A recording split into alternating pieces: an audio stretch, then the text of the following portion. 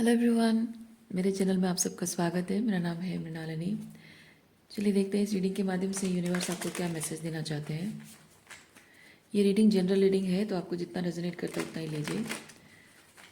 Reading का जो भी पार्ट आपको रेजोनेट नहीं करता है छोड़ दीजिए उसको। हो सकता है वो किसी और के लिए हो। और आपको बिल्कुल भी रेजोनेट नहीं करता है या समझ में नहीं आता है तो भी कोई बात नहीं, आप मेरा चैनल विजिट कर सकते हैं। उसमें आपको और भी बहुत सारे वीडियोज़ मिल जाएंगे। जो भी टाइटल आपको पसंद आए आप देख सकते हैं। हो सकता है उसमें आपके लिए कोई मैसेज हो। और रीडिंग जैसे आपको रेजोनेट करता है अकॉर्डिंगली आप रीडिंग का जेंडर स्विच कर सकते हैं और रोल रिवर्स भी कर सकते हैं। आपकी एनर्जी है या किसी और से डील करते हैं उनकी एनर्जी के हिसाब से। ओके यूनिवर्स, प्लीज़ बताइए जो भी कलेक्टिव इस रीडिंग को देख रहे हैं उनके हाईएस्ट गुड के लिए आप उन्हें क्या बताना चाहते हैं। Thank you for your grace, thank you for the love, thank you for abundance, thank you for healing, thank you for transformation, thank you for guidance, thank you for clarity, thank you for validation, thank you for protection, the universe. Thank you very much.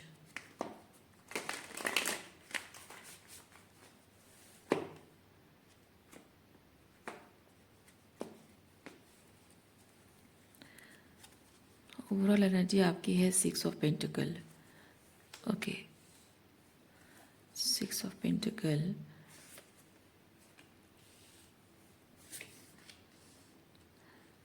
किस तरीके का 6 of pentacles है? वो है hermit, hermit and queen of swords. Okay, when it comes to give and take, when it comes to आपको अपने रिश्तों को कैसे निभाना चाहिए, मतलब कहीं भी किसी भी सिचुएशन में आपके कितने एफर्ट्स होने चाहिए, लोगों का आपके प्रति कितना एफर्ट्स होना चाहिए, चाहे वर्क प्लेस हो या करियर। मतलब ये चीज़ है कि आप कैसे डील कर रहे हो। गिव एंड टेक वाली एनर्जी है। सो वो थोड़ा सा इम्बैलेंस है क्योंकि यहाँ पे 6 ऑफ पेंटिकल के साथ कोई एक बहुत ही जनरस एनर्जी में है और कोई बहुत ही रिसीविंग एनर्जी में है। वो कुछ देने की स्थिति में नहीं है क्योंकि एक दानवीर है, एक दान करने वाला और एक भीख मांगने वाला है 6 ऑफ पेंटिकल। सो उस क्षेत्र में when it comes to your relationship, when it comes to the commitment with any situation, commitment to any situation, आप यहाँ पे क्वीन ऑफ सॉर्ड्स की एनर्जी में हो।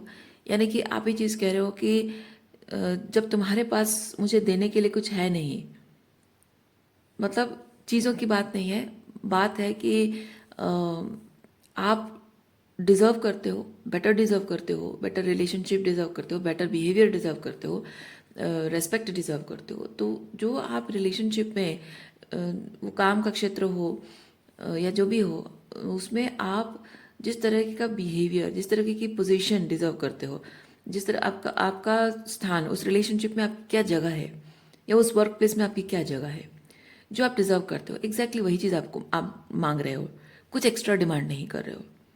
ओके, लेकिन आपके साथ वो चीज़ रेसिप्रोकेट नहीं की जा रही है। आपकी सम्मान का आप जो डिजर्व करते हो उसका ख्याल नहीं रखा जा रहा है। इसीलिए ऐसी जो भी सिचुएशन है जहाँ आप जो भी डिजर्व करते हो उससे कॉम्प्रोमाइजिंग आपको मिल रहा है तो वो आपको डिसरेस्पेक्टफुल लग रहा है और उस सिचुएशन को आप छोड़ रहे हो।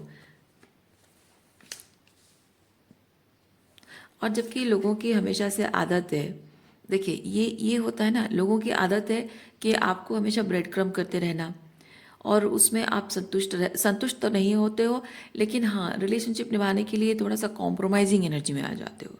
तो ये कॉम्प्रोमाइज़ है। लेकिन क्वीन ऑफ सॉर्ड्स बोलती है नहीं, मुझे नहीं करना है कॉम्प्रोमाइज़।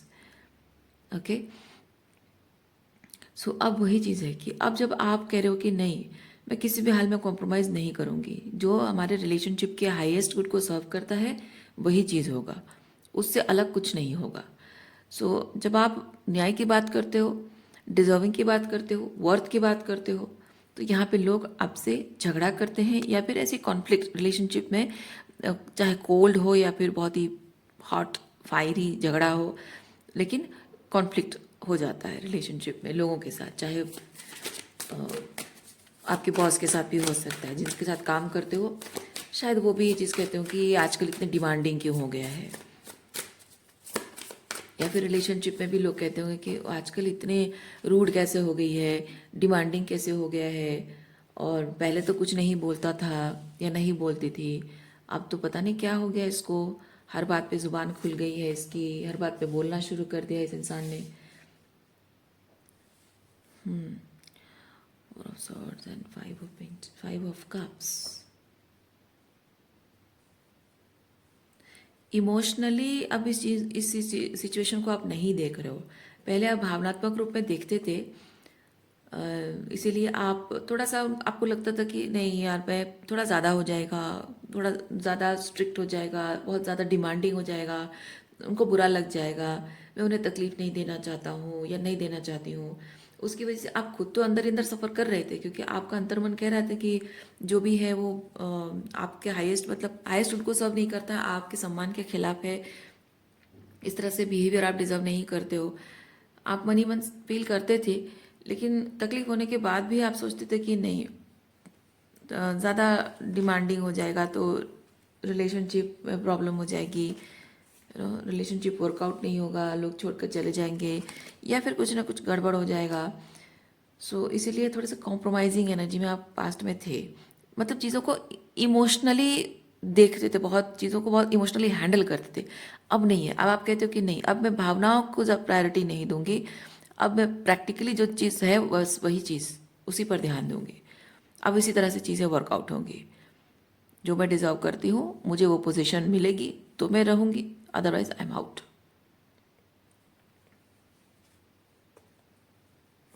और जबकि यहाँ आपकी एम्प्रॉर एनर्जी है, सो इसके साथ मैं चीज़ फील करती हूँ कि अ, आप अपने लाइफ को खुद लीड कर रहे हो, चाहे वो रिलेशनशिप हो या करियर हो। पहले दूसरों के ऊपर डिपेंड करता था, शायद आप पहले बॉस के अंडर काम करते थे पर अनअप्रिशिएटेड थे, अब आप खुद बॉस बन रहे हो, शायद अपना खुद का बिजनेस खड़ा कर रहे हो या फिर अपना कुछ क्रिएटिविटी पर काम कर रहे हो। ओके, या फिर अगर रिलेशनशिप है तो जहाँ आपको ऐसे जताया जाता था कि आपकी खुशी, आपके सपने, मतलब आपको कैसे रहना है दूसरे लोग डिसाइड करते थे, अब आप डिसाइड करते हो, अब आप कहते हो कि नहीं, मेरी मेरी खुशी किस में है, मैं उसी को प्रायोरिटी दूंगा। कोई स्पेसिफिक एक पावर पोजीशन पे है जो शायद आपकी लाइफ को डिक्टेट करता था, अब आप कह रहे हो कि नहीं, ये नहीं होगा, अब तुम मेरे लाइफ को डिक्टेट नहीं करोगे, अब मैं जैसा चाहूंगी अपनी लाइफ को वैसे जीऊंगी।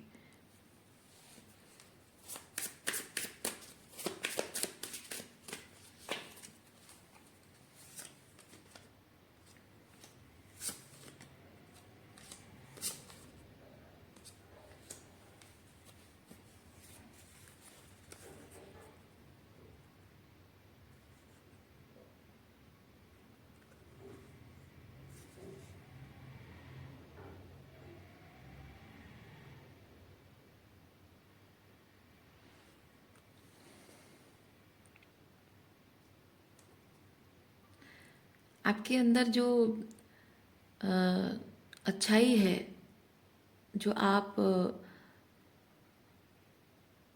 मतलब ये भावनाओं में बहने वाली एनर्जी नहीं है, पर हाँ, आप ये सब उनके लिए करते थे, मतलब आपको पता था कि वो आपको मैनिपुलेट करने की कोशिश कर रहे हैं, आपको पता था कि वो आपको गैसलाइट करते हैं, लेकिन नाइट ऑफ वॉन्ड्स के साथ मैं ये चीज़ फील कर रही हूँ, despite knowing who they are.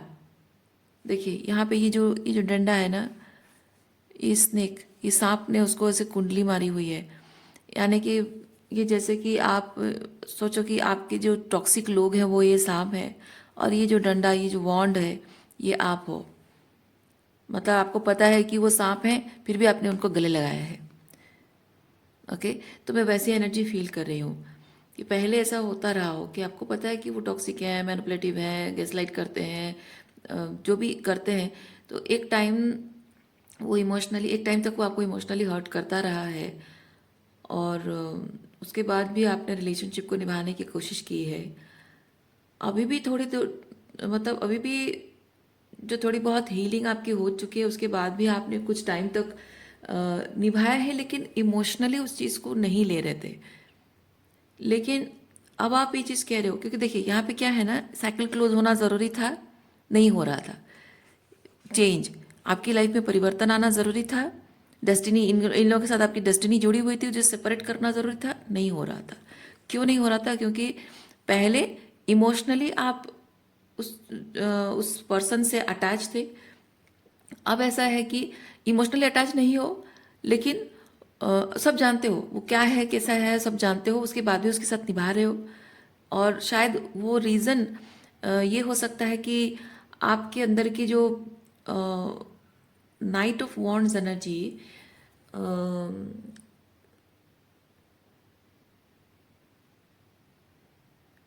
It's not emotional but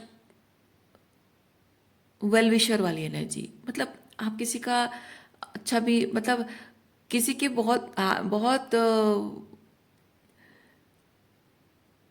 people pleaser वाले टेंडेंसी नहीं है, फिर भी आप नहीं चाहते हो कि उसका कुछ बुरा हो। मतलब एक निस्वार्थ भाव से आप जैसे कि दो, जैसे होता है ना एक सेल्फलेस फ्रेंड, वैसे ही रिलेशनशिप कोई भी हो, बट एनर्जी उस तरह की है कि निस्वार्थ होकर बस मुझे उनके लिए करना है, बिकॉज माई फैमिली मेम्बर है, मेरे परिवार है, मेरे अपने हैं, दोस्त हैं। तो हाँ ठीक है, चलो ठीक है, दोस्त है या परिवार वाले हैं, उनको ज़रूरत है, प्रॉब्लम होगी तो मैं हेल्प कर रहा हूँ, या उनकी ज़रूरत है मैं हेल्प कर रहा हूँ, या फिर duty, duty not in a sense duty नहीं, क्योंकि ये वांट थोड़ा सा फ्रेंड टाइप का है, मतलब एक वेल विशर टाइप का है। ओके, सो वो वेल विशर हिसाब से आप शायद उनके लिए करते थे। आप जानते हो कि वो टॉक्सिक है, मैनिपुलेटिव है, फिर भी करते थे। तो शायद आपको ये चीज़ लगता था कि हाँ बस एक थोड़ी सी दूरी, थोड़ी सी बाउंड्री मेंटेन करते हुए कि मैं उनको अपना अपना नहीं मानता हूँ, लेकिन उनके भले के लिए जब तक चल रहा है करते रहना, वो चीज़ है।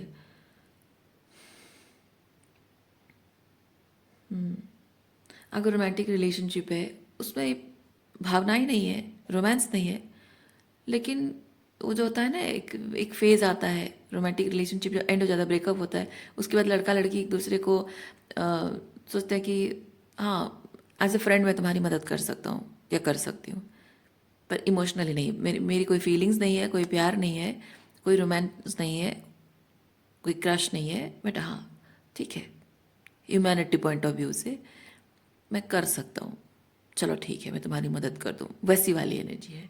फैमिली मेम्बर्स के लिए भी वैसे ही एनर्जी है।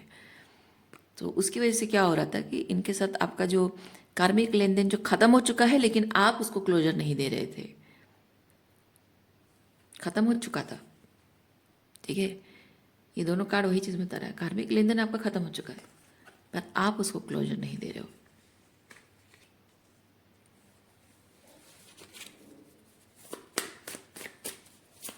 लेकिन अब जबकि आप क्वीन ऑफ सॉर्ड्स की एनर्जी में आ गए हैं, बाउंड्रीज आपकी थोड़ी सी,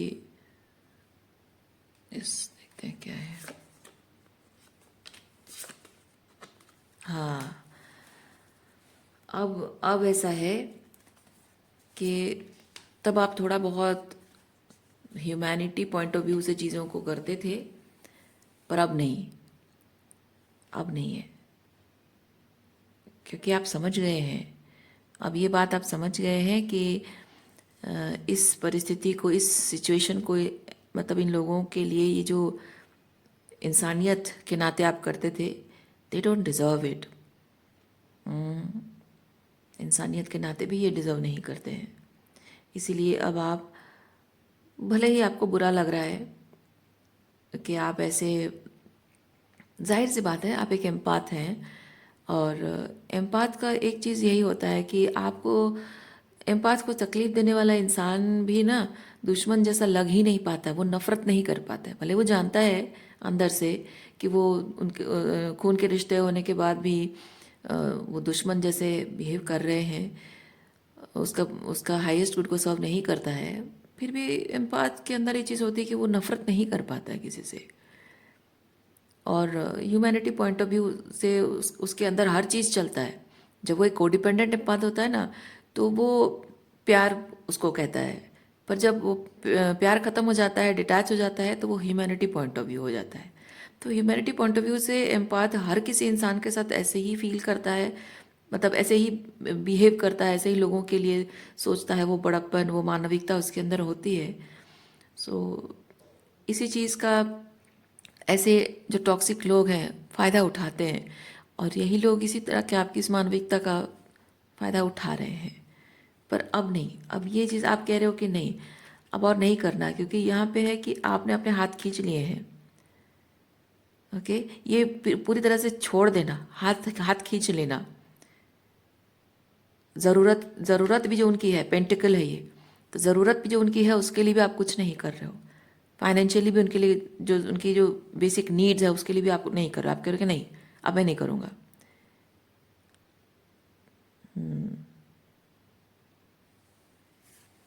जिसका जो जैसा है वैसा वो देखें, वो जाने, मैं नहीं करना, मुझे नहीं करना, ये वैसी एनर्जी है। अब आप कह रहे हो कि नहीं, ये जो मानविकता पॉइंट ऑफ व्यू से मैं कर रहा था, ये वो लोग डिजर्व करते हैं जो एक्चुअली में ऐसे ह्यूमैनिटेरियन बिहेवियर को रिस्पेक्ट करते हैं, उसकी इज्जत करते हैं, उसकी वैल्यू करते हैं, उसके प्रति ग्रेटिट्यूड रखते हैं। ऐसे लोगों के लिए अपनी मानविकता दिखानी चाहिए, ऐसे लोगों के लिए नहीं जो कि अच्छाई का फ़ायदा उठाते हों। तो इसीलिए अब ऐसे लोगों के लिए आप नहीं कर रहे हो कुछ। Good, very good.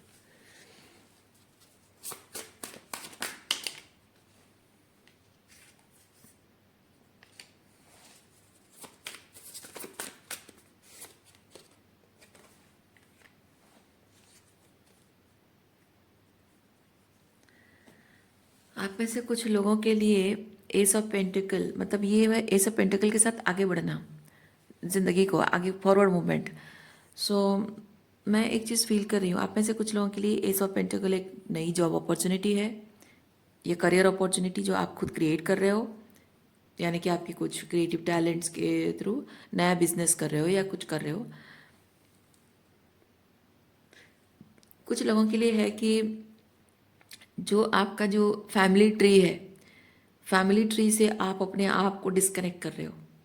आप देखो ये कैसे दिख रहा है, ये पेड़ की डाली है और उसको ऐसे काट दिया गया है ना, वैसा दिख रहा है।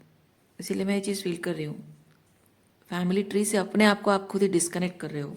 You are separating yourself from this family tree.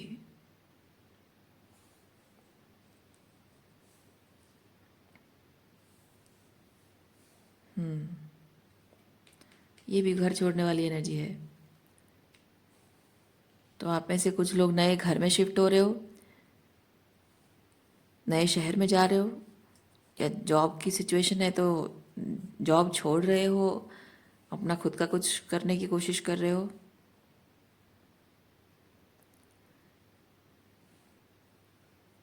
आप में से कुछ लोग आई डोंट नो रिलेशनशिप में एंटर कर रहे हो, ये चीज़ तो मुझे समझ में आ रहा है, लेकिन मैं ये चीज़ फील कर रही हूँ कि ये सिचुएशन आपकी एंड हो गई है और इमीडिएटली आप दूसरे रिलेशनशिप में जा रहे हो, तो मुझे थोड़ा सा वो अच्छा नहीं लग रहा है। इसीलिए मैं सोच रही हूँ, क्योंकि मुझे हर चीज़ में मुझे थोड़ा बहुत रेड फ्लैग दिख ही जाता है। तो एनी हाउ, पर मैसेज यही चीज़ है कि यहाँ एक हेल्दी रिलेशनशिप, एक बहुत ही ग्राउंडेड, स्टेबल ग्राउंडेड रिलेशनशिप को आप मैनिफेस्ट कर रहे हो, क्योंकि ये पार्टनरशिप को भी बताता है। चैरियट है, रथ है, जिसमें दो घोड़े हैं जिनको साथ चलना है। ओके, वो वाली एनर्जी है। So kind of new relationship है। हाँ, ये भी हो सकता है कि आप में से कुछ लोग ये चीज़ को पार कर चुके हो, बहुत टाइम हो चुका है, इस चीज़ से हील हो चुके हो और नए रिलेशनशिप में एंटर कर रहे हो, वो चीज़ हो सकता है। पर इमीडिएटली ना करें। अगर आपको ये चीज़ लग रहा है ना कि ये सिचुएशन अभी की रिसेंट है और आप इमीडिएटली एक नए रिलेशनशिप जा रहे हो, तो इसीलिए मैं थोड़ा सा झिझक रही हूँ कहने के लिए कि नए रिलेशनशिप में जा रहे हो, क्योंकि वो सही नहीं लग रहा है मुझे। है, अगर चांसेस है ठीक है, लेकिन फिर भी थोड़ा सा अपने आप को समय देना। ये जो आप ये रिलेशनशिप में, सिचुएशन में जो आपकी इमोशनल जो डिसअपॉइंटेड हुए हो ना, इमोशनल जो हर्ट है, इसको हील करना, थोड़ा टाइम लेकर हील करना ज़रूरी है। और तब आप नए रिलेशनशिप में एंटर कर सकते हैं, जब when you feel ready emotionally. Otherwise अगर ये चीज़ आप ऑलरेडी हीलिंग कर चुके हो और यहाँ ऑलरेडी एस ऑफ पेंटिकल के साथ कोई आपकी लाइफ में आ चुका है, तब तो ठीक है।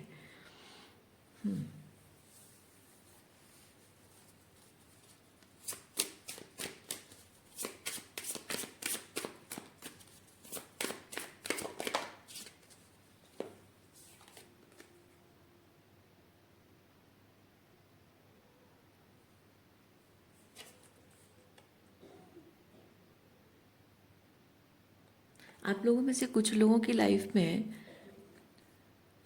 ये टॉक्सिक सिचुएशन शायद फैमिली है, और ये S of pentacle with chariot आपका पार्टनर शायद है, हस्बैंड वाइफ हो, जो कि फैमिली की वजह से आपकी रिलेशनशिप ख़राब हुई थी, तो maybe you are moving on with your partner. और मे बी आपका कोई रोमांटिक पार्टनर जैसे शादी नहीं हुई है, और शायद परिवार की वजह से आपकी रिलेशनशिप पर प्रॉब्लम रही है, तो शायद आप उनको साथ लेकर आगे बढ़ रहे हो, परिवार को पीछे छोड़ रहे हो, वो चीज़ भी हो सकता है। क्योंकि यहाँ हर्मिट एंड हाई प्रीस्टेस के साथ मैं फील कर रही हूँ कि आपको पता है कि ये S of pentacle with chariot कौन है। और कुछ लोगों को शायद ये नहीं पता है कि वो कौन है, बट शायद वो एक इनर नोइंग है विद द हाई प्रीस्टेस कि देयर इज समबडी, मैं डिज़र्व करता हूँ, तो मेरे लाइफ में कोई ऐसे एनर्जी में कोई पर्सन ज़रूर आएगा, वो विश्वास है और आप आगे बढ़ रहे हो। और कुछ लोगों के लिए ऑलरेडी फिजिकली प्रेजेंट है एस ऑफ पेंटिकल। सो अब भले ही उस पर्सन के, हाँ हो सकता है अभी उसके साथ मूव ऑन कर रहे हो, या फिर हो सकता है कि भले ही आप उसके लिए रेडी नहीं हो, तो शायद फिलहाल यहाँ से तो बाहर निकल रहे हो। तो जैसे आपको रेजोनेट करता वैसे लीजिए। मुझे जो एनर्जी फील हो रहा है मैंने बस एक्सप्लेन कर दिया।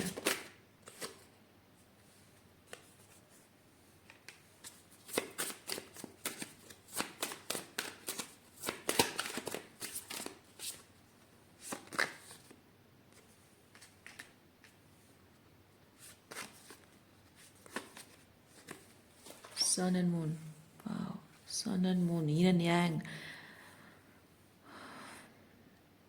सन मून कार्ड एक साथ जब आता है, मुझे फील होता है जैसे कि पूरी कायनात कह रही हो कि यस गो फॉर इट।